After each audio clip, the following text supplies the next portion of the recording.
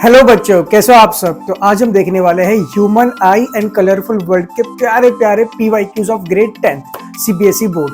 तो यहाँ पर मैं जितने भी 2024, 2023 और उससे भी पहले वाले ईयर के जो भी इंपॉर्टेंट PYQs है जो पोटेंशियली 2025 में रिपीट हो सकते हैं। बेटा न्यूमेरिकल एग्जैक्टली तो रिपीट नहीं होंगे, बट अगर सिमिलर क्वेश्चंस रिपीट हो गए तो मजा आ जाएगा, ठीक है। और अगर नहीं भी आए तो कोई प्रॉब्लम नहीं, क्योंकि हम पूरा कॉन्सेप्ट से पढ़ेंगे। पर उससे पहले ये क्वेश्चंस, ये मतलब जो भी यहाँ पर आने वाले हैं, हम 2025 क्वेश्चन सॉल्व करने वाले आज।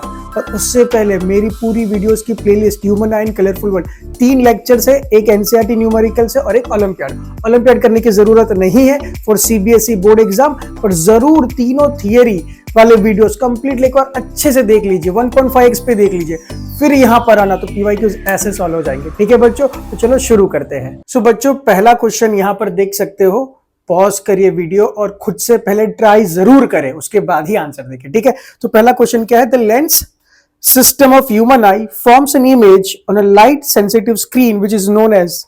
ये तो बायोलॉजिकल क्वेश्चन है, फिजिक्स तो है ही नहीं इसमें, बट फिर भी आपको पता है कि यहाँ पर एक ऐसी हमारी आंखें होती है, ठीक है। रेज ऑफ लाइट यहाँ पर आती है, रेज ऑफ लाइट यहाँ पर आती है और यहाँ पर कन्वर्ज हो जाती है, और ये पार्ट इसको हम स्क्रीन बोलते हैं ना फिजिक्स पॉइंट ऑफ व्यू। पर बायोलॉजी में उसको हम क्या बोलते हैं, रेटिना। क्या बोलते हैं बच्चों, आंसर इज रेटिना। सो बच्चों, second question is on hypermetropia, ठीक है बच्चों। तो आपने क्वेश्चन रीड किया होगा आई होप। चलो स्टार्ट करते हैं। तो पहले तो उन्होंने ये दिखाया है कि ये हमारा, देखो ये होती है convex lens, by convex lens, ये होती है रेटिना, ठीक है। हमारे लिए फिजिक्स में मैं तो उसको स्क्रीन बोलूंगा और इसको मैं क्या बोलूंगा, by convex lens. By convex मतलब दोनों साइड से कॉनकेव लेंस है, ठीक है, कॉन्वेक्स लेंस है, सॉरी। अब हमने देखा कि रेज ऑफ लाइट ऐसे आ रही है एक पॉइंट से, देखो मैं यहां पर ड्रॉ करता हूं, I will take a different colour. यहां पर ऑब्जेक्ट रखा है, ठीक है, कहां से, पीछे से, ठीक है, एन डैश, यहां पर एन डैश करके दिखाया, और यहां पर 2 रेज ऑफ लाइट ऐसे आई, ठीक है। और obviously rays of light convex lens से पास होती है, तो वो क्या करना चाहती है, कन्वर्ज, और कन्वर्ज होके मिली, बट पीछे मिली, मतलब कि आप नजदीक की चीजें नहीं देख सकते हो। यही हुआ ना, नजदीक ऑब्जेक्ट रखा, नजदीक की चीजें नहीं देख पाए।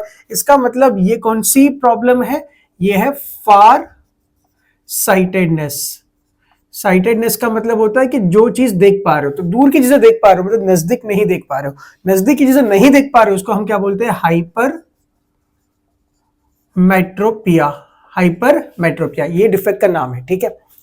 अब ये डिफेक्ट क्यों होता है, ये डिफेक्ट होता है क्योंकि हमारा जो कॉन्वेक्स लेंस है, अगर सिंपल लैंग्वेज में बोलो तो वो क्या हो गया, पतला हो गया। पर एग्जाम में थोड़ी ना लिख सकते हो पतला हो गया, वो तो हमारी लैंग्वेज है ना समझने की, पतला हो गया।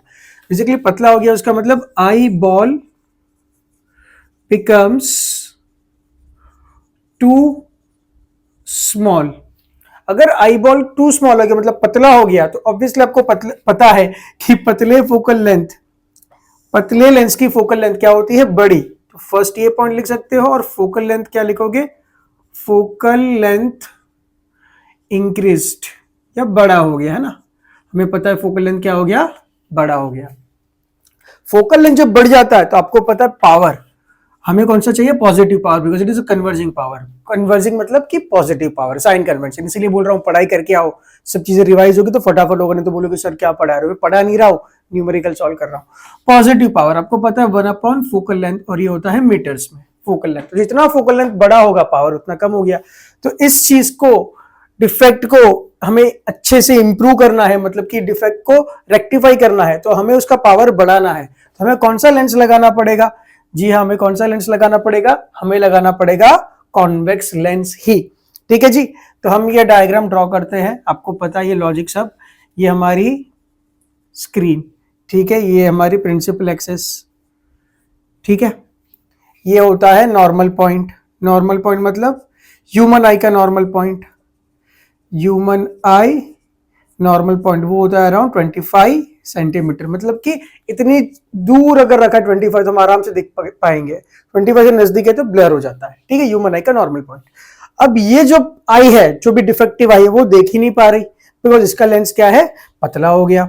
ऑब्वियसली पतला हो गया मतलब ये नहीं कि एक ही साइज का रहेगा, मतलब कि पतला पतला का भी साइज थोड़ी बहुत चेंज होगी, बट वो इतनी मोटा वाली साइज जो है, मोटा जो लेंस चाहिए, मतलब कि बिल्कुल यहां पर मैं ऑब्जेक्ट रख दूं और ये लेंस इतना मोटा हो जाए ताकि कन्वर्ज होके अपनी इमेज बना दे, इतना मोटा नहीं हो पा रहा है। That is a problem with this lens, ठीक है ना। पतला मोटा, अरे आपको पता ना पतला हो गया तो क्या करेगा, जब दूर की चीजें तो पतला होता है, नजदीक की चीजें तो मोटा हो जाएगा। मोटा लेंस क्या करेगा, नजदीक में कन्वर्ज कर देगा। नजदीक मतलब कि रेटिना पे ही कन्वर्ज करना है, तो रेटिना पे कन्वर्ज करना है ऑब्जेक्ट, तो आप दूर नजदीक करोगे, तो ये पतला मोटा सिलियरी मसल्स पतला मोटा करते रहेंगे। वो पतला और भी हो सकता है, थोड़ा सा मोटा भी हो सकता है, ऐसा नहीं कि नहीं होगा, पर वो इतना मोटा नहीं हो पाएगा कि नॉर्मल पॉइंट पे जो अगर ऑब्जेक्ट रखा है नॉर्मल पॉइंट पे, मतलब कि नियर पॉइंट पे वो देख पाए, वो नहीं कर पाएगा क्योंकि इतना मोटा हो ही नहीं पा रही। इसलिए हमें क्या करना पड़ेगा, एक दूसरा सा प्यारा सा positive power lens. Positive power lens मतलब कॉन्वेक्स लेंस, पावर कैसा होना चाहिए, पॉजिटिव। तो कॉन्वेक्स लेंस का पावर पॉजिटिव होता है। इसका हम चश्मा पहन लेंगे ना, ऐसा चश्मा बता रहा हूं, ठीक है, चश्मा पहन लिया, स्पेक्टिकल्स।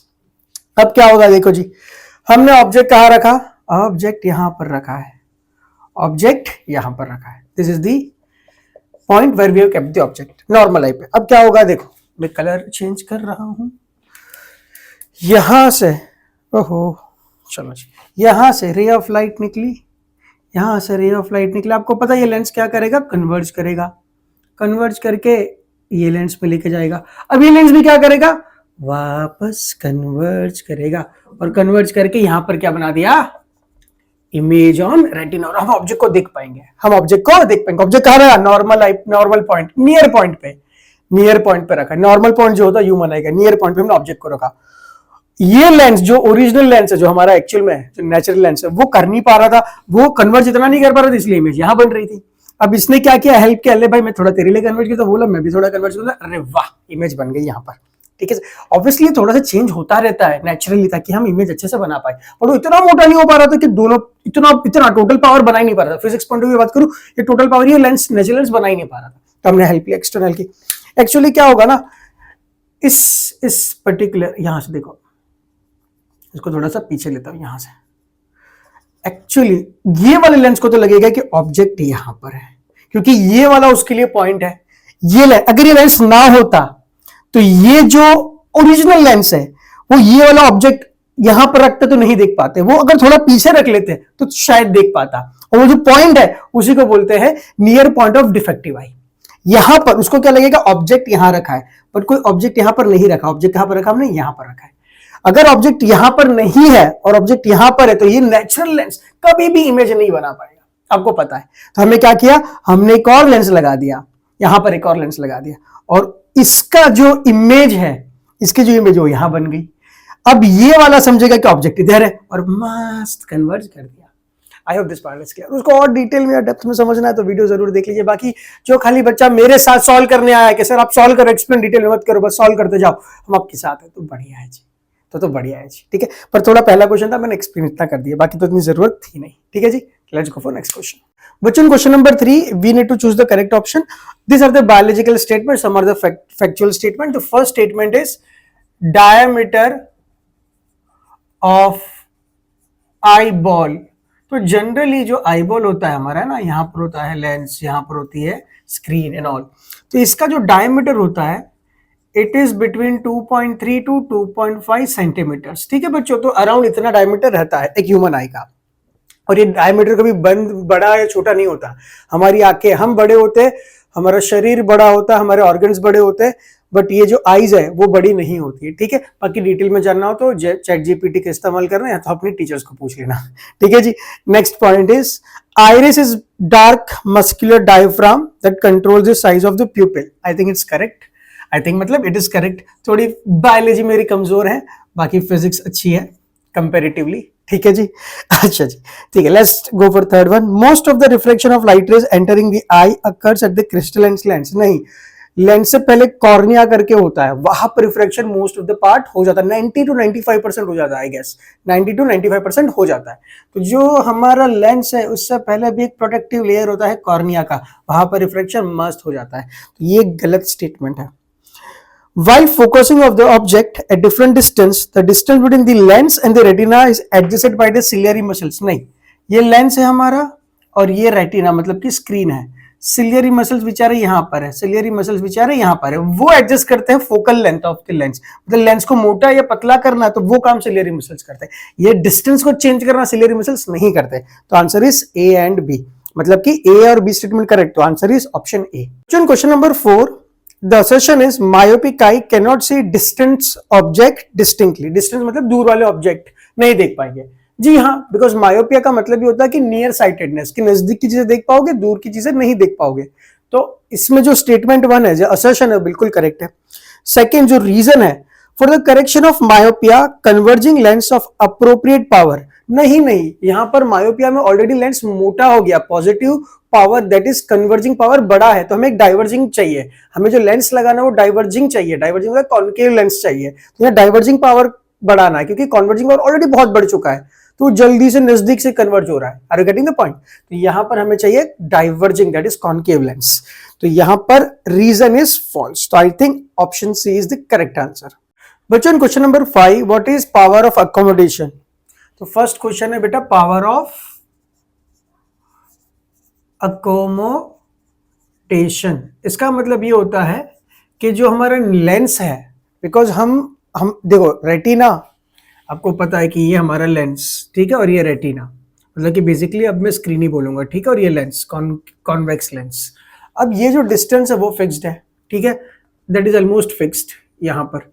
तो हमें लेंस को बार बार चेंज करना पड़ेगा, बिकॉज ऑब्जेक्ट को तो यहाँ पर, इमेज को तो यहाँ पर ही बनना है, तभी हम देख पाएंगे। अब फोकल लेंथ फिक्स हो जाए तो फिर तो पर्टिकुलर केसेस बन जाएंगे कि ऑब्जेक्ट को इधर ही रखना पड़ेगा, तभी इमेज यहाँ पर बनेगी। और अगर ऑब्जेक्ट को थोड़ा नजदीक दूर कर दिया तो इमेज यहाँ आगे भी बन सकती है, पीछे ही बन सकती है, हमें पता है, राइट। पर इमेज तो हमें यहाँ पर ही बनानी है। तो एबिलिटी, तो ये क्या है बच्चों? Ability of lens to change its focal length according to कि ऑब्जेक्ट कहां पर। इसीलिए देखना, अगर ऑब्जेक्ट दूर होगा तो हम आराम से देखते हैं, पीसफुल, है ना, विदाउट एनी स्ट्रेन। पर अगर ऑब्जेक्ट नजदीक आ रहा है तो हमें आंखें देखो थोड़ा स्ट्रेन आ रहा है, हमारी आंखें देखो, फिर एक पॉइंट के बाद तो हम देख ही नहीं पाते, ब्लर हो जाता है, right. So this is the meaning of power of accommodation, ठीक है। Next is write the names of part of the eye which plays the role in power. Obviously हमें पता है ये कौन करता है, ये काम करता है सिलियरी मसल्स, ठीक है, यहां पर होते सिलियरी मसल्स, ठीक है, ये काम करते हैं। ये बायोलॉजिकल के नेम है सिलियरी मसल्स, जो स्ट्रेच या तो बेसिकली कॉन्ट्रैक्ट हो जाते हैं या तो रिलैक्स रहते हैं, ठीक है जी। नेक्स्ट, अच्छा, नियर बाय ऑब्जेक्ट और डिस्टेंस ऑब्जेक्ट में वो क्या होता है, ठीक है। तो लेट्स सी फर्स्ट, अगर ऑब्जेक्ट को हमने नियर बाय कर दिया, नियर बाय ऑब्जेक्ट, तो बेसिकली आपको मोटा लेंस चाहिए ताकि स्क्रीन और जो लेंस है, क्योंकि आपने ऑब्जेक्ट नजदीक कर दिया, ठीक है जी, दूर नहीं, नजदीक कर दिया, ठीक है जी, नजदीक कर दिया, तो आपको लेंस कैसा चाहिए? मोटा। क्यों? नजदीक है तो डायरेक्टली कन्वर्ज करके यहां पर हम क्या बना सकते हैं? इमेज। यहां पर ऑब्जेक्ट, आपको लेंस चाहिए मोटा। मोटा लेंस मतलब कि फोकल लेंथ होनी चाहिए कम, फोकल लेंथ क्या होनी चाहिए? लेस, ये तो डिक्रीज करनी पड़ेगी फोकल लेंथ। अब इस केस में क्या करते हैं हमारे सिलियरी मसल्स? इस केस में हमारे सिलियरी मसल्स क्या करेंगे? कॉन्ट्रैक्ट हो जाते हैं। ये कॉन्ट्रैक्ट करके लेंस को क्या करते हैं? मोटा कर देते हैं। अब खुद ही सोचो ना, अगर आप इमेज, ऑब्जेक्ट दूर है, ठीक है, इमेज कहाँ बनानी है? रेटिना पे ही बनानी है, राइट, यही आंख, यही आंख, तो वो लेंस को क्या कर देगा? पतला। आपको पता है यहां पर लेंस क्या हो जाएगा? पतला। पतला मतलब कि फोकल लेंथ क्या हो जाएगी? इंक्रीज। फोकल लेंथ इंक्रीज करवानी है, तभी तो लेंस पतला हो जाएगा। और इमेज, ऑब्जेक्ट कहां पर? इन्फिनिटी। इमेज कहां बनानी है? आराम से पैरेलल रेज ऑफ लाइट आराम से यहां पर क्या बना देगी? इमेज। बिकॉज ये नजदीक है, देखो ना, लेंस, यहाँ ऑब्जेक्ट यहाँ, तो लेंस में जो रेज जा रही है वो डाइवर्जिंग जा रही है, तो उसको कन्वर्ज करना है इसी डिस्टेंस पे, तो ऑब्वियसली पावर ज्यादा होगा, पावर ज्यादा होगा तभी तो नजदीक में कन्वर्ज कर देगा। ये तो पैरेलल आ रही है, कन्वर्ज डाइवर्ज होकर थोड़ी पैरेलल आ रही है, तो आराम से उसको डाइवर्ज, आराम से उसको कन्वर्ज कर देगा स्क्रीन पे, ठीक है, पतला lens. I hope this part is clear. Question number 5, the last part या तो B part is draw the ray diagram to show the formation of rainbow in the sky and mark A for dispersion, B for TIR, C for refraction and list 2 necessary condition to observe the rainbow, ठीक है जी। तो basically क्या होता है, मैंने ये बना दिया। यहाँ पर हमें पहली रिक्वायरमेंट है वाटर ड्रॉपलेट्स की, इसीलिए रेनबो जनरली बारिश होती है तो आसमान में दिखता है। रेनबो पानी में नीचे भी दिखता है, ठीक है, मैकेनिक के शॉप के नीचे भी दिखता है रेनबो, है ना, कलरफुल लाइट्स, तो वही तो होता है रेनबो। पर देखो क्या होता है, बेसिकली सनलाइट आ रही है ना, दूर से सनलाइट, बहुत सारी लाइट आएगी, एक्चुअली बहुत सारी रेज आएगी, लाइट नहीं, बहुत सारी रेज आएगी, बट मैं कल एक ही रेज बना रहा हूँ ताकि समझ में आए। ये कौन से कलर की लाइट होगी, व्हाइट कलर, बिकॉज 7 कलर से बनी है, सन हमारा व्हाइट कलर का होता है, ठीक है जी। ऑल राइट, यहाँ पर आके क्या होगा, बेसिकली रिफ्रैक्शन तो होगा ही, बट बेसिकली यहाँ पर हम बोलेंगे डिस्पर्जन हो गया। क्या हो गया, डिस्पर्जन, यहाँ पर डिस्पर्जन हो गया। डिस्पर्जन मतलब कि एक कलर जो था 7 कलर में बढ़ गया। ज्यादा बैंड कौन होगा, ब्लू कलर, कम बैंड कौन होगा, लाल कलर। क्यों, वेवलेंथ, कौन सा पता है वेवलेंथ वाला, वेरी गुड सर, पता नहीं हम तो भूल गए। Speed of red in red colour light in a medium is more than speed of blue color light in a medium। Medium मतलब कि वैक्यूम और एयर को छोड़ के जो भी मीडियम में स्पीड बदल जाती है, बाकी एयर मीडियम में सेम रहता है, ये भी इंपॉर्टेंट है। एयर मीडियम या वैक्यूम, ऑब्वियसली एयर बोलूं तो वैक्यूम मान ही लेने का, is same, air medium is same, I mean speed is same. Sir क्या लिख रहे हो, speed in air medium speed is same, अरे सर अंग्रेजी। In air medium speed remains same irrespective of colour, ये तो पता है चीज है, इसलिए बोल रहा हूँ एक बार वीडियो देख लीजिए, मैं सच्ची बोल रहा हूँ, ऐसा खाली व्यूज के लिए नहीं भाई, किसी की भी देख लीजिए, बट मैंने बहुत अच्छे से बहुत डिटेल में समझाया, इसलिए थोड़ी लंबी वीडियोस बनती है, पर कॉन्सेप्ट एकदम क्लियर हो जाएगा, ठीक है जी। एयर मीडियम में क्या रहता है, स्पीड सेम रहती है, हाँ, पर मीडियम चेंज करता है तो स्पीड बदल जाती है, स्पीड बदल जाती है तो स्पीड जब बदलेगी तो रिफ्रैक्टिव इंडेक्स सब दोनों अलग अलग फील होगा, इसको अलग फील होगा, इसको अलग फील होगा, इसको ज्यादा फील होगा, इसको कम, इसलिए ये बैंड ज्यादा, ये बैंड थोड़ी सी कम। वेरी गुड, वेरी गुड, ठीक है जी। फिर यहाँ पर क्या होगा, यहाँ पर टोटल इंटरनल रिफ्लेक्शन, यहाँ पर ए, यहाँ पर होगा B. What is here happening, TIR, total internal reflection, total internal reflection. क्यों, क्रिटिकल एंगल से, यहाँ पर एंगल ऑफ इंसिडेंस क्या होगा, मोर देन क्रिटिकल एंगल, इसीलिए क्या कर दिया, TIR। सर TIR कर दिया, ठीक है जी। फिर यहाँ पर ये, और यहाँ पर ये विबग्योर, ना तो वायलेट ऊपर बनेगा, रेड नीचे, ठीक है जी, ठीक है जी। ओहो ओहो, एक मिनट, यहाँ पर गलती हो गई थोड़ी सी, ठीक है जी, परफेक्ट। यहाँ पर ब्लू और यहाँ पर रेड, और फिर यहाँ पर क्या होगा, AB, और यहाँ पर रिफ्रैक्शन, यहाँ पर क्या होगा, बाहर निकलेंगे तो C है ना, C मतलब कि रिफ्रैक्शन, क्वेश्चन में दिया है बच्चों, ठीक है, एक बार देख लेना। यहाँ पर रिफ्रैक्शन मतलब बाहर निकल जाएंगे, और यहाँ से हमें क्या दिखेगा, रेनबो। रेनबो कलर क्या होता है, विबग्योर, VIBGYOR, ऐसा कलर दिखेगा, विबग्योर, रेनबो, है ना, अलग अलग। हम यहाँ पर होंगे, हमारी आंखें, हम यहाँ पर, और हमारी आंखें प्यारी प्यारी विटनेस करेगी रेनबो को, ठीक है जी। और यहाँ पर होगा हमारा प्यारा सा सन, ठीक है जी। So this is all about rainbow formation. तो आपको पता है पहले क्या होता है, डिस्पर्जन, 7 कलर आए, एक व्हाइट कलर आई, 7 कलर में बढ़ गई, टोटल इंटरनल रिफ्लेक्शन, फिर यहाँ पर रिफ्रैक्शन, और आंखों में गिरेगा rainbow. Now what are the conditions to form the rainbow? Condition, first condition is कि sunlight या sun has to be behind us। हम यहाँ पर है, sun हमारे कहाँ पर है, behind, sun behind us। Second, what is second requirement, कि भाई ये तो होना चाहिए, क्या है सर, ये water droplets. Actually third condition भी लिख सकता हूं कि जो रे ऑफ लाइट आई, जो रे ऑफ लाइट गई, द एंगल बिटवीन, ये फर्स्ट रे, मैं ये फर्स्ट बोल रहा हूं, और जो बाहर निकले उसको मैं सेकेंड बोल रहा हूं, between first ray of light that is incoming and this is outgoing must be 42 degree, तभी हमें रेनबो दिखता है। और रेनबो का शेप पता है क्या होता है, shape of the rainbow, sir हमें सबको पता है, शेप ऑफ रेनबो। सर हम सबको पता है आर्क होता है ना, सर सेमी सर्कुलर। नहीं भाई, क्या होता है? Complete, it is circular shape. क्या होता है? सर्कुलर, पूरा ऐसा होता है। पर हमें खाली इतना दिखता है। क्यों सर, हमें ऐसा क्यों दिखता है? बिकॉज ये धरती, धरती के यहाँ बन गया और हम यहाँ पर खड़े हैं, तो हमें कौन सा शेप दिखेगा? खाली आर्क तो दिखेगा। अगर आप पूरा आसमान से देखोगे बहुत दूर जाके, तो आपको रेनबो दिखेगा ही नहीं। क्यों नहीं दिखेगा? क्योंकि अगर आप स्पेस से जाके देखोगे, स्पेस में कोई एटमॉस्फेयर होता ही नहीं है, वाटर ड्रॉपलेट्स होते ही नहीं, तो रेनबो कैसे बनेगा? ठीक है, हाँ, बट थोड़ा सा एरोप्लेन में जाके थोड़ा दूर तो आपको लगेगा हाँ जी पूरा सर्कल बन रहा है एरोप्लेन में। रॉकेट से स्पेस में चलेंगे तो फिर तो कुछ नहीं दिखेगा। ठीक है जी, नोट कर लीजिए।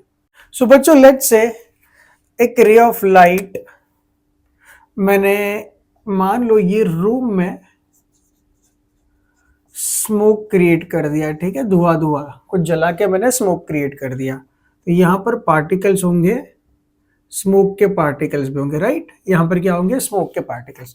तो बेसिकली यहाँ पर एयर पार्टिकल्स तो है ही, एयर के पार्टिकल्स तो है ही। एयर में क्या है? Oxygen, nitrogen. ठीक है, बट साथ साथ क्या है? Smoke particles. स्मोक SMO की है ना, स्मोक पार्टिकल्स।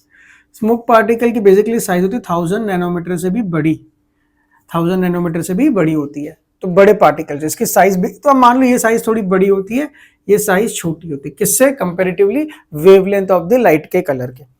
अब हमने क्या किया, देखो ये ट्रांसपेरेंट था। ठीक है, ये तो रूम में हमने कहीं पर भी ये रूम में लाइट से हमने यहाँ पर रे ऑफ लाइट ऐसे चमकाई, ऐसे यहाँ से रे ऑफ लाइट पास हुई। ठीक है जी, यहाँ से रेज ऑफ लाइट पास होगी। तो आप देखोगे, अगर यहाँ से रे ऑफ लाइट पास होगी तो आप देखोगे, लेट्स से ये पूरी कलर थी ब्लू या रेड कलर, जो भी कलर की लाइट थी, मान लो ना कोई भी कलर की लाइट थी, लाइट यहाँ से आपने पास करी ऐसा करके, ऐसे। तो बेसिकली लाइट तो ऐसे पास हुई, बट आपको दिखेगी लाइट का पाथ पूरा। क्यों? यहाँ पर हमने क्या देखा? उसका स्कैटरिंग हो गया। क्या हो गया? स्कैटरिंग। यहाँ पर क्या देखा हमने? Scattering of light. और इसी को हम क्या बोलते हैं? Tyndall effect. हमने क्या देखा? Tyndall effect. तो बेसिकली क्या है, देखो बच्चों, सिंपल सा मैंने एक्सपेरिमेंट भी किया, एक वीडियो भी एक्सपेरिमेंट है।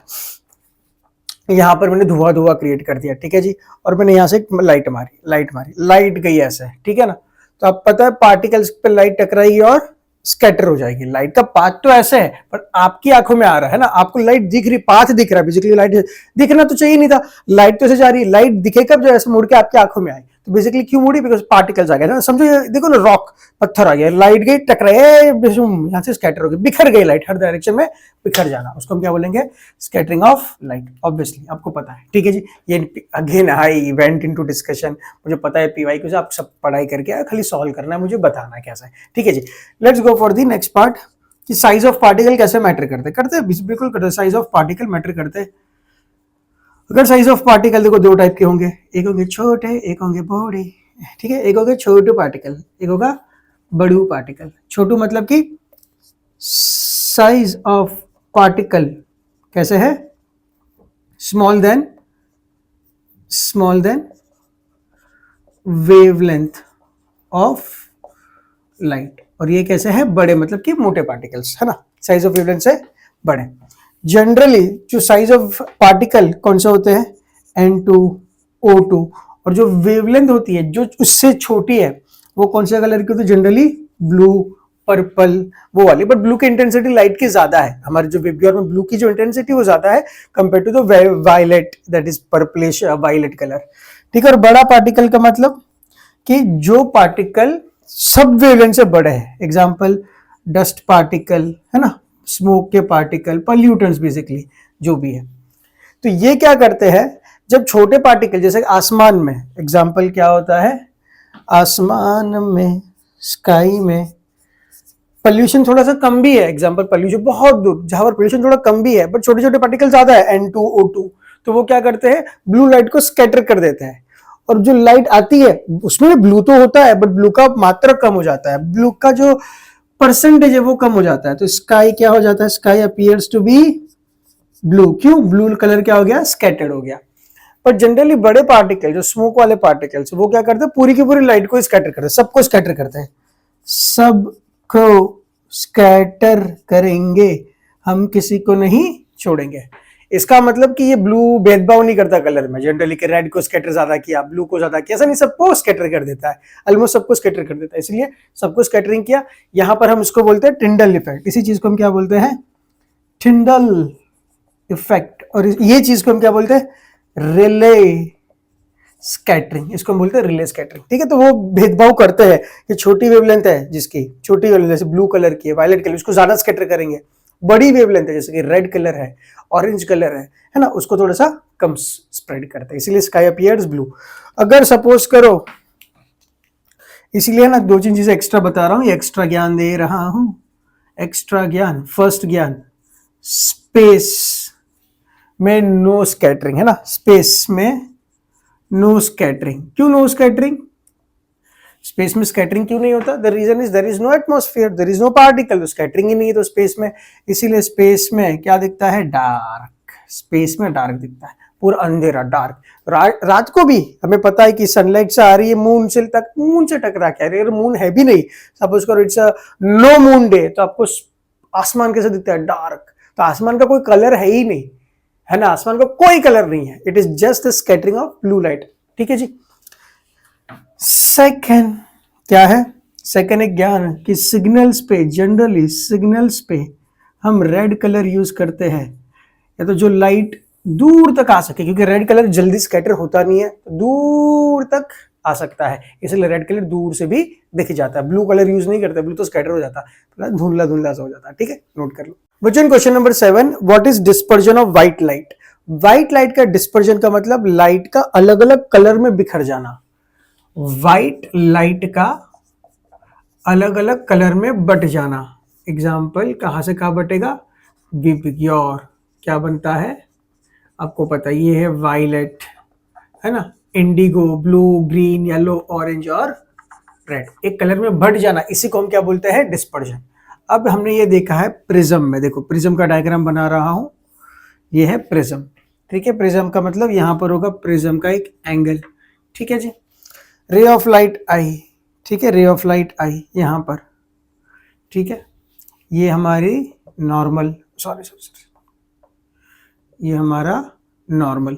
ठीक है जी। ये लाइट तो जाना चाह रही थी, पर क्या करेगी? बेंड करेगी। बेंड कहाँ करेगी? Towards the normal. Why towards the normal? Because क्या है, यहां पर रेयर मीडियम है, और यहां अंदर कौन सा मीडियम है बच्चों? डेंसर मीडियम है। ठीक है जी।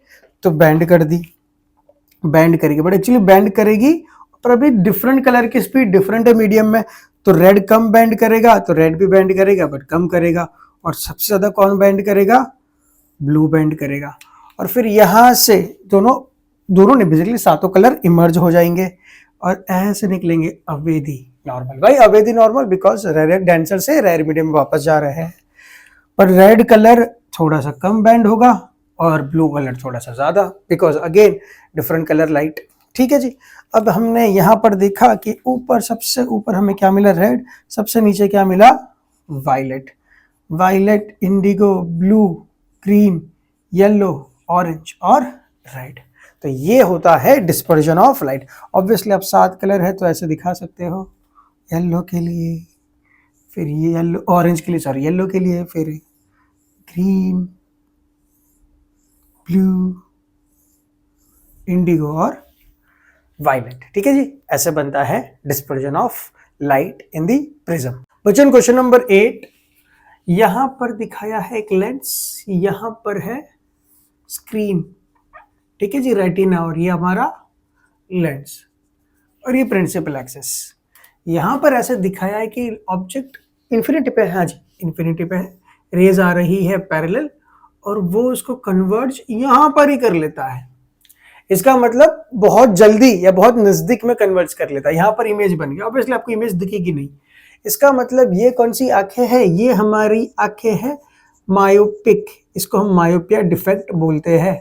क्या बोलते हैं? Myopia defect. मायोपिया डिफेक्ट मतलब नियर साइटेडनेस। क्या होता है? नजदीक की चीजें दिखेगी, इट इज नियर साइटेडनेस। नजदीक की चीजें दिखेगी, दूर की चीजें, फार ऑब्जेक्ट नहीं दिखेगा। ठीक है, फार मतलब दूर का ऑब्जेक्ट नहीं दिखेगा, we can't see the far objects. अब ऑब्जेक्ट नहीं दिखेगा, क्यों नहीं दिख रहा? बिकॉज हमारा जो लेंस है, कॉज, ये वो पूछा है शायद, हाँ, लिस्ट टू कॉजेस, तो लिखते हैं फर्स्ट कॉज, मतलब हमने डिफेक्ट पहचान ली, बिल्कुल पहचान ली, मायोपिया, ठीक है, मायोपिक आईज हो गई। डिफेक्ट क्या हो गया? हमारा जो लेंस है, हमारा लेंस क्या हो गया? सर मोटा हो गया, हमारा लेंस मोटा हो गया। इसका मतलब हम क्या लिखेंगे मोटे को? कि हमारा जो आई बॉल है, too much of elongation, too much of elongation, बड़ा हो गया, एलोंगेट हो गया, एलोंगेशन हो गया हमारे आई बॉल का या आई लेंस, बेसिकली लेंस का, कॉन्वेक्स लेंस का जो नेचुरल लेंस है। सेकेंड, तो हमारी जो फोकल लेंथ है वो क्या हो गई होगी? डिक्रीज। अगर फोकल लेंथ डिक्रीज हो गई मतलब कि पॉजिटिव पावर, बिकॉज हमारा कन्वर्जिंग लेंस है, तो पावर कौन सा होगा? कन्वर्जिंग पावर क्या हो गया? इंक्रीज हो गया, हद से ज्यादा इंक्रीज। ज्यादा पावर, हद से ज्यादा भी अच्छी बात नहीं है, हद से कम भी अच्छी बात है, अप्रोप्रिएट होना चाहिए था। तो हमें क्या करना है? पॉजिटिव पावर को डिक्रीज करना है। तो करेक्ट कैसे करें जी? करेक्ट कैसे करें? करेक्ट करने के लिए हम क्या करेंगे? हमारा जो मोटा लेंस है, मोटा, और ये हमारी क्या है? स्क्रीन। में पूरा आईबॉल नहीं बना तो आपको पता ही है ना, आईबॉल ऐसे बनता है, मैं खाली ऐसे बनाता हूँ, कोई फर्क नहीं पड़ता, आंसर बिल्कुल करेक्ट है जी। कॉन्सेप्ट को पकड़ो, कॉन्सेप्ट, बाकी सब छोड़ दो, ठीक है जी। अब हमें उसको करेक्ट करना है तो हमें कोई लेंस लगाना पड़ेगा।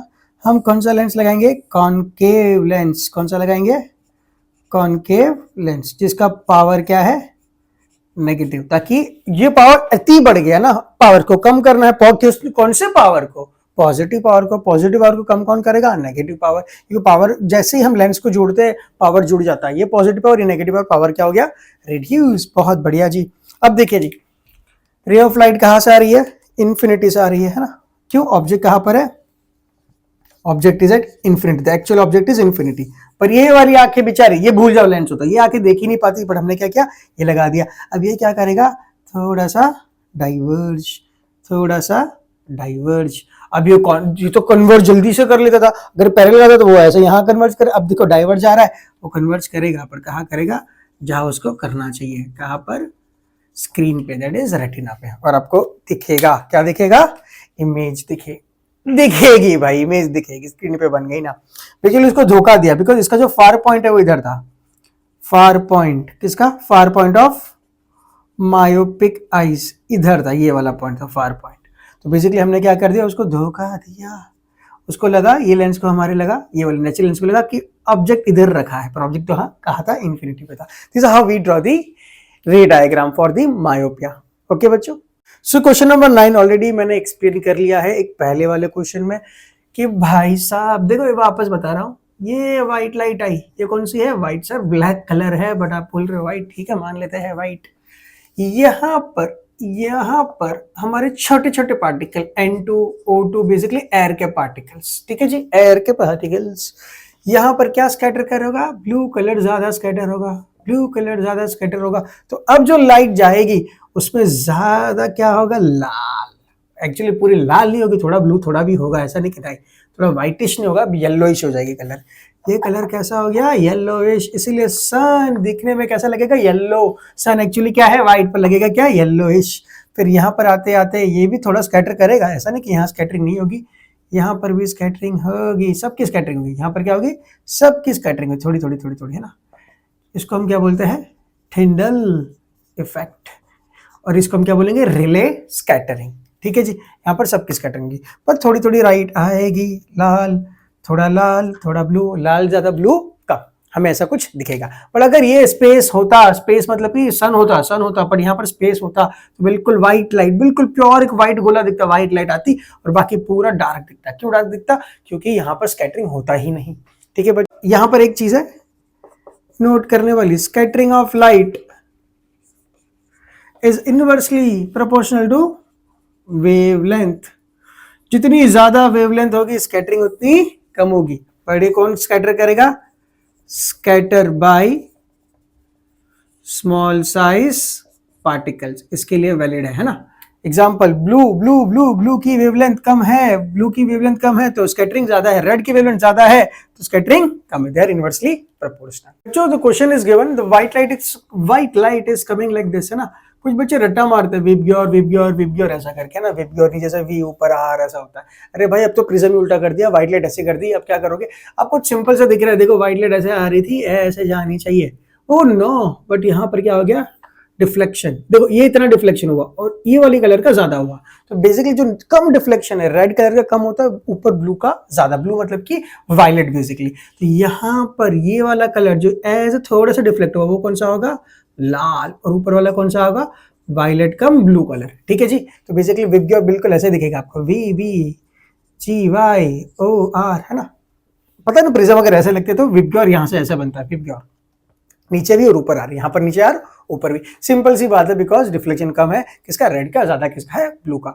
अब ऑप्शंस में भी है ना, सो डायरेक्टली बोलो ना कि ये वाई कलर कौन सा, रेड ब्लू, ऐसे नहीं बोला है। तो ऑप्शन सी करेक्ट है। क्यों सी करेक्ट है? बिकॉज जनरली रेड कलर किस में यूज होता है? सिग्नल्स पे या तो डेंजर पे, क्योंकि रेड कलर क्यों? स्कैटर नहीं होता। तो बेसिकली स्कैटरिंग का और ये वाला प्रिज्म का दोनों का कंसेप्ट मर्ज करके प्यारा सा क्वेश्चन बना दिया। क्योंकि रेड कलर जनरली सिग्नल पे होता है, क्यों? लाल कलर सिग्नल पे होता है क्योंकि वो स्कैटर नहीं करता, ग्रीन भी जनरली स्कैटर नहीं करता, ब्लू स्कैटर कर लेता है, इसीलिए रेड कलर हम यूज करते हैं। Question number 11, again it's very easy question. Sky appears blue in daytime. Answer is yes, it appears, I mean the assertion is correct. Sky appears blue in a daytime.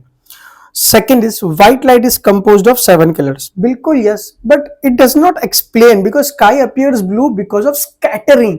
तो यहाँ अगर B that is reason अगर ऐसा होता ना कि it scatters और explain करता तो हम बोलते it is correct explanation. यहाँ पर individually दोनों statements correct है पर कोई explain नहीं कर पा रहा है। तो answer is both are correct, that is B. A and R are true, that is assertion and reasoning are true, but R is not the correct explanation of A. Which of the following statement is not true for scattering of light? Option A देखते हैं, color of scattered light depends on the size of the particle of the atmosphere. बिल्कुल सही है। Second point, red light is least scattered in the atmosphere. Answer is true because wavelength उसकी बहुत ज्यादा होती है।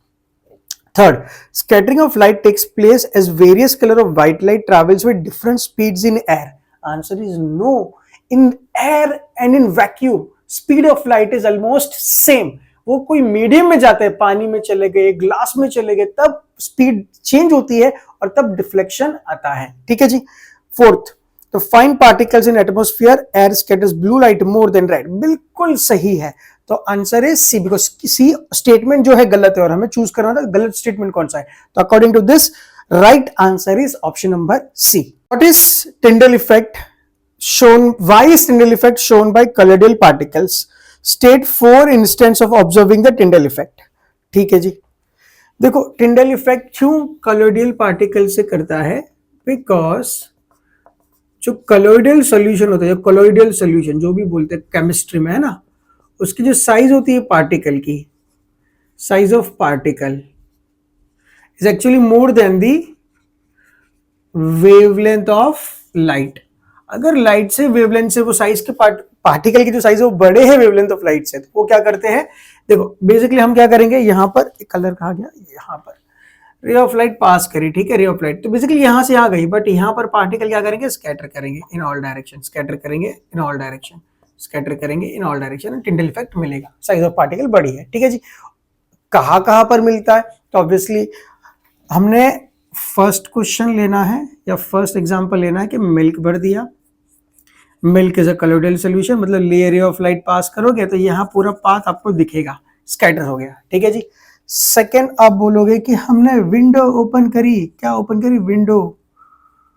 विंडो है ना, एक कैनोपी ऑफ ट्रीज वाला भी फॉरेस्ट में बेसिकली, तो विंडो ओपन करने पे आपको पाथ दिखता है ना, ऐसे आया, सनलाइट आई है ना, सनलाइट क्यों? क्योंकि यहाँ पर पार्टिकल से कौन है? पोल्यूशन के पार्टिकल या डस्ट पार्टिकल्स, तो डस्ट पार्टिकल से क्या होता है? स्कैटरिंग होता है।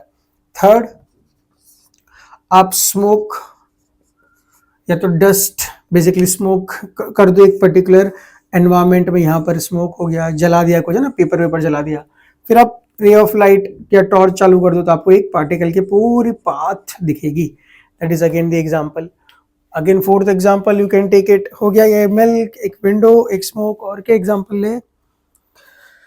हाँ, फ्लैश लाइट ले लिया, टॉर्च ले लिया, फॉगी एनवायरमेंट में लगा दिया। तो अगेन बहुत सारे एग्जांपल्स हैं, जो याद आया लिख लेना। स्मोक एनवायरमेंट में है ना, आप टॉर्च जला दो या लाइट जला दो तो आपको उसका पूरा पाथ दिखेगा, बिकॉज अगेन स्मोक एनवायरमेंट में क्या होता है, स्कैटरिंग ऑफ लाइट। ठीक है बच्चों, कॉपी दिस। बच्चों what is atmospheric refraction? Atmospheric refraction बच्चों ये चीज़ें इतनी अच्छे से और डिटेल में पढ़ाई है मैंने, जब मैं ये चैप्टर पढ़ा रहा था ह्यूमन एंड कलरफुल, बहुत अच्छे से। फिर भी देख लो थोड़ा सा मैं यहाँ पढ़ा दूंगा। ये बेसिकली है अर्थ, और आप यहाँ पर एक चीज मान लेनी पड़ेगी, ये है स्काई, स्काई स्काई स्काई। ठीक है, बेसिकली लेयर्स। रिफ्रैक्टिव इंडेक्स क्या होता है, increase as we come from here to here. Refractive index यहाँ पर इंक्रीज होता है, मतलब यहाँ ज्यादा है यहाँ पर कम।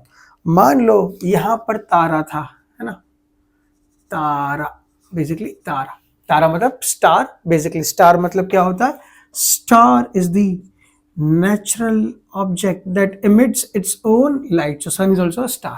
ठीक है, तारा इधर था, तारा आया इधर, बेसिकली रे ऑफ लाइट आई इधर, यहाँ पर क्या हो गया, it will bend towards normal, bending हो गई, बेंड टुवर्ड्स नॉर्मल, बेंडिंग हो गई, बेंड टुवर्ड्स नॉर्मल, बेंडिंग हो गई। चलो आप यहाँ पर नहीं यहाँ पर थे, ठीक है, और आपकी आंखों में रे ऑफ लाइट आई, है ना, बैंड हो गई टुवर्ड्स नॉर्मल, देखो ना नॉर्मल बना दिया टुवर्ड्स नॉर्मल, ऐसे करते करते करते करते करते करते करते बैंड होती गई। क्यों, बिकॉज यहां से यहां मीडियम आपको लग रहा है सेम है, सिर्फ सेम मीडियम में क्यों बैंडिंग हुई, मीडियम सेम नहीं है, क्योंकि टेम्परेचर यहां पर डिक्रीज होता जाता है, और यहां पर क्या होता है, रिफ्रैक्टिव इंडेक्स ज्यादा होती है, यहां पर रिफ्रैक्टिव इंडेक्स कम होती है।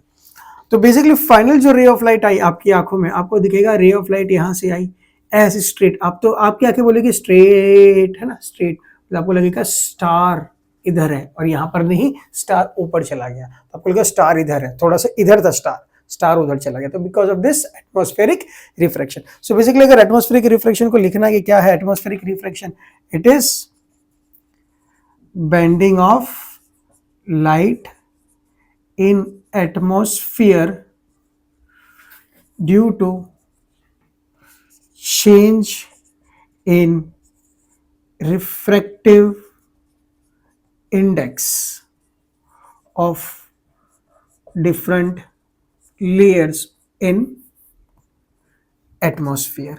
ठीक है जी, एटमॉस्फेयर में अलग अलग लेयर बन जाते हैं और रिफ्रैक्टिव इंडेक्स चेंज होते जाता है, और इसीलिए लाइट बैंड करते करते करते यहाँ तक बैंड हो गई, आपको लगेगा स्ट्रेट, बिकॉज आपकी आंखों में जो रे ऑफ लाइट आएगी, देखो रे ऑफ लाइट हमारी आंखों में जो आती है हम लोग स्ट्रेट से, तो हमारी नजर खाली स्ट्रेट ही बनाती है कि स्ट्रेट आई, स्ट्रेट यहाँ पर चली, वो थोड़ी ना ऐसे बैंड करके ऐसे जाएगी, हमें लगेगा स्ट्रेट मतलब हमें यहाँ ही दिखेगा। ठीक है जी, दिस कॉल्ड एपेरेंट पोजीशन, इसको हम कौन सा पोजीशन बोलते हैं, this is a real position, और इसको हम बोलते हैं एपेरेंट, झूठा position of star. So this is called atmospheric refraction. In question number 15 उन्होंने बोला है कि ऑब्जेक्ट 10 मीटर्स पे था, अब हमने 1 मीटर ले लिया और ये हेल्दी आई है। ठीक है जी, हम मानते हैं ये healthy human I, basically I मतलब कि कॉन्वेक्स लेंस, और ये हमारी है स्क्रीन मतलब कि ये होगी हमारी रेटिना। ठीक है जी, वो बोल रहे हैं कि 10 मीटर से लेके 1 मीटर आ गया है, तो कुछ नहीं होगा जी, हमारा जो लेंस है वो क्या होगा, मोटा हो जाएगा, बिकॉज वो नजदीक आ गया ऑब्जेक्ट,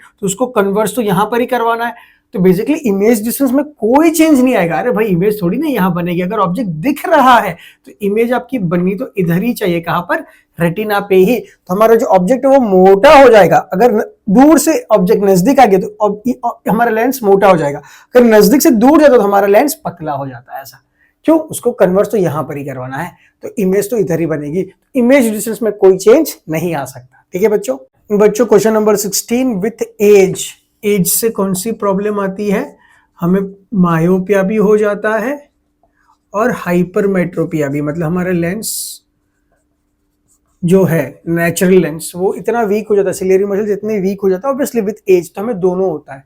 तो जब दोनों होता है तो हम कौन सा लेंस यूज करते हैं पहनने के लिए, स्पेक्टिकल्स, हम बाईफोकल लेंस बोलते हैं उसको, बाईफोकल लेंस का मतलब जिसमें कॉनकेव भी हो कॉन्वेक्स भी हो, हमें मतलब नजदीक की चीजें भी नहीं दिखती, दूर की चीजें भी नहीं दिखती, तो हम बेसिकली ऐसा पहनते हैं। जब रीडिंग करना तो हमारे आंखें ऐसे देखते हैं ना, ऐसे देखा होगा आपने, प्रोफेसर्स लोग जो बूढ़े लोग होते हैं ऐसे पहनते हैं ना, बूढ़े लोग मतलब कि जो ओल्ड पीपल जो ऐसे पहनते हैं ना, नजदीकी चीज देखने तो वो अनुसार चश्मा लगाता है, दूर की जो ऐसे देखते हैं ना, तो बेसिकली यहाँ पर जो एक लेंस है वो एक अलग होता है, ऊपर एक लेंस अलग होता है, नीचे जो है वो कॉन्वेक्स लेंस होता है। क्या होता है, कॉन्वेक्स लेंस, ताकि हम नजदीक की चीजें देख सके, नियर चीज है, नियर है ना, नियर की चीजें। और यहाँ पर जो लेंस होता है वो होता है कॉन्केव या डाइवर्जिंग लेंस, है ना। कौन सा लेंस होता है? कॉन्केव या डाइवर्जिंग लेंस, जो फार दूर की चीजें देखने में हेल्प करता है। This how we use in the defect name is, और जो डिफेक्ट है उसको हम बोलते हैं, दोनों को combine, that is presbyopia, presbyopia बोलते हैं। ठीक है, दोनों चीजें हो गई, मतलब दूर की चीजें भी नहीं देख पा रहे हो और नजदीक की चीज भी नहीं देख पा रहे हो, उसको बोलते हैं प्रेस बायोपिया। जो question number 17, different defects is given. We need to find the name of the defect and the corrective measures. So first one is the eye lens has become milky and cloudy. इसको बोलते हैं cataract. क्या बोलते हैं? Cataract. Hindi में या generally है ना, लोकल लैंग्वेज में बोलते हैं मोतियाबिंद। तो मोतिया आ गया है ना, उसको निकालना पड़ता है, ऑपरेशन। It's called cataract.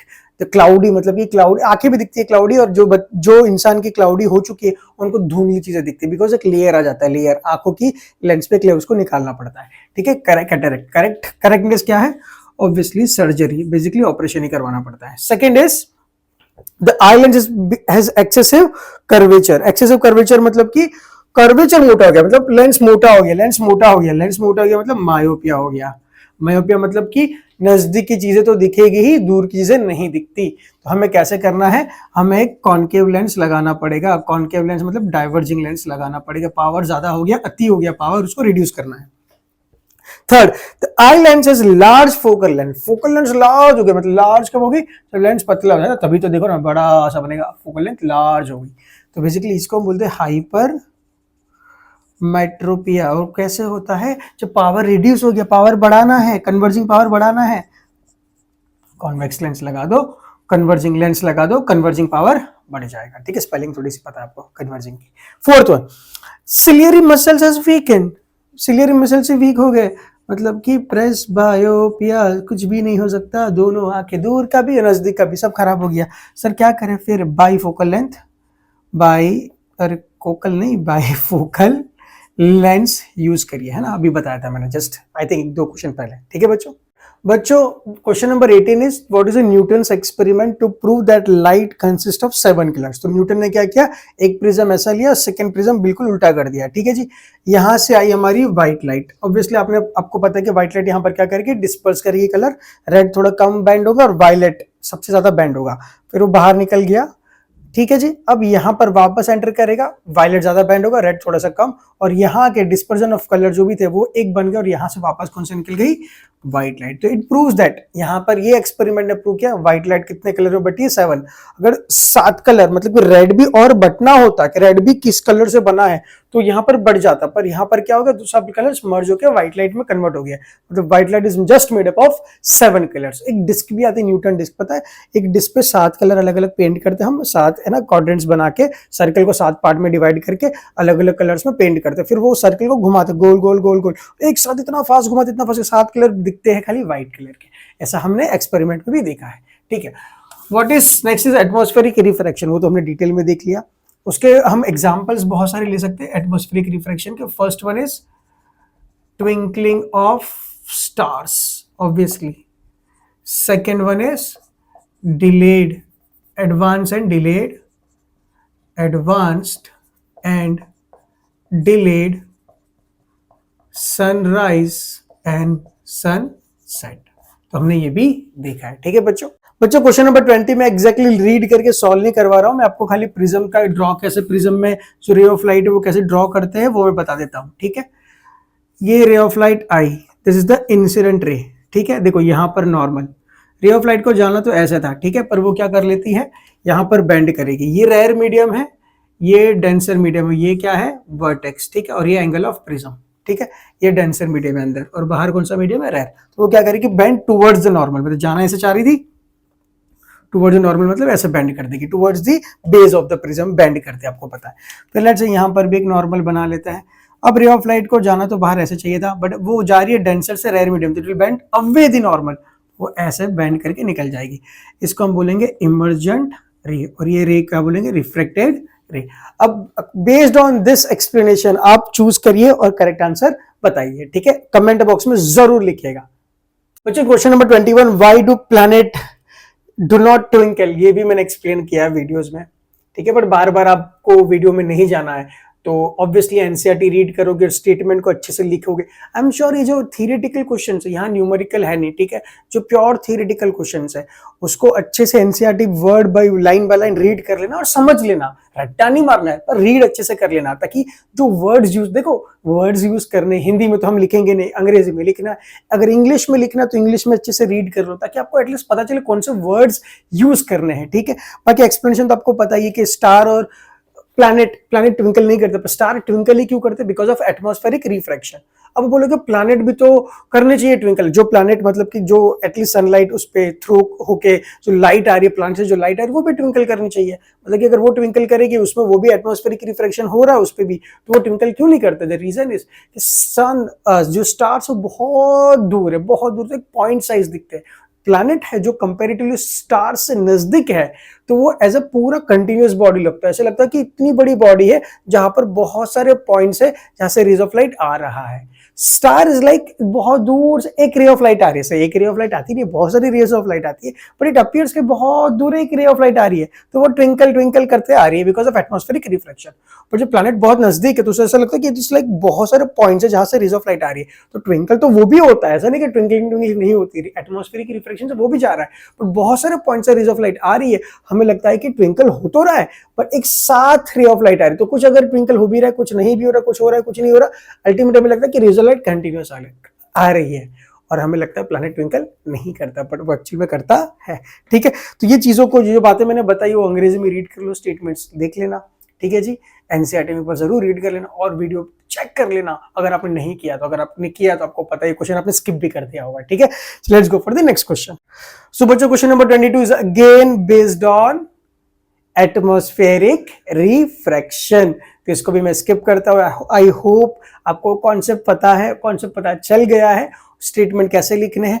अगर आप चाहते हो तो मैं यहां पर भी उसको पेस्ट कर सकता हूं, ठीक है, या तो अपनी एनसीईआरटी बुक्स में रीड कर लेना। सो बच्चों क्वेश्चन नंबर 22 में बोला है कि for which colour of light refractive index of glass is minimum. अब जो बच्चे समझदार उनको पता है रिफ्रैक्टिव इंडेक्स तो मटेरियल की प्रॉपर्टी है, तो आप बोलोगे सर मटेरियल की प्रॉपर्टी है तो रिफ्रैक्टिव इंडेक्स तो कांस्टेंट होना चाहिए। नहीं, रिफ्रैक्टिव इंडेक्स बिल्कुल मटेरियल की प्रॉपर्टी है, पर किस कलर की लाइट जाती है उस पर भी डिपेंड करता है। ये हमारा लेट्स से ग्लास है, लेट्स से ये व्हाइट लाइट आती, कैसी आती, व्हाइट लाइट। चलो ठीक है, थोड़ा सा हम उसको प्रिज्म टाइप बना लेते ताकि आपको पूरी फील आ जाए। ये प्रिज्म टाइप बना लिया, ठीक है। प्रिज्म मतलब कि यहाँ पर जो दो रिफ्रैक्टिंग सरफेस है वो पैरेलल नहीं है, तो यहाँ पर क्या होगा, जो लाल कलर ऑफ लाइट है आपको पता है वो बैंड कम करती है, और जो ब्लू कलर की लाइट है वो बैंड ज्यादा करती है, ठीक है जी, ये तो सबको पता है ना। रेड कलर को थोड़ा कम बैंड करती है, ब्लू कलर ज्यादा बैंड करती है। क्यों ऐसा होता है, because speed of red colour is more than speed of blue colour in a glass medium, और कोई भी मीडियम में एक्सेप्ट एयर एंड वैक्यूम, क्योंकि एयर और वैक्यूम में स्पीड सेम रहती है। ग्लास मीडियम में speed of red is more than speed of blue. आपको पता है रिफ्रैक्टिव इंडेक्स क्या होता है, inversely proportional speed of light in that particular medium. तो अगर रेड का स्पीड ज्यादा है, देखो speed of red is more than speed of blue, इसका मतलब speed is inversely proportional refractive index. Refractive index of red in glass, तो basically refractive index of glass for red colour, ये बोल सकते हैं, is less than refractive index of glass for blue colour.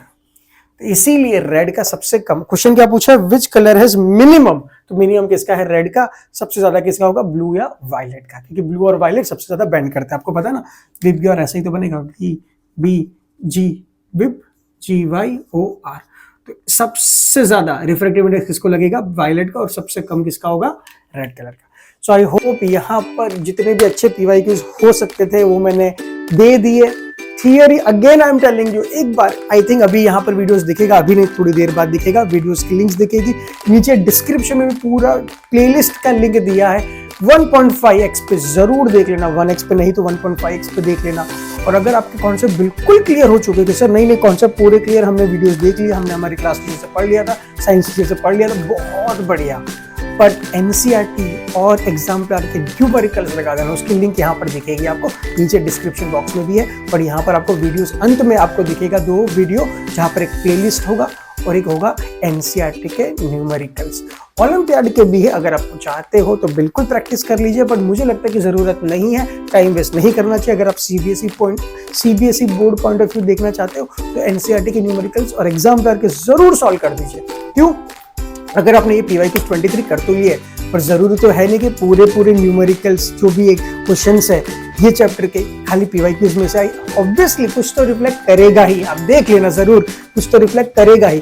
But numericals देखिए, आपने एक बार भी numericals नहीं आए, बट मैंने न्यूमेरिकल्स भी सॉल्व करे इस चैप्टर के, तो प्लीज़ एक बार वो प्रैक्टिस कर लेना, ठीक है जी।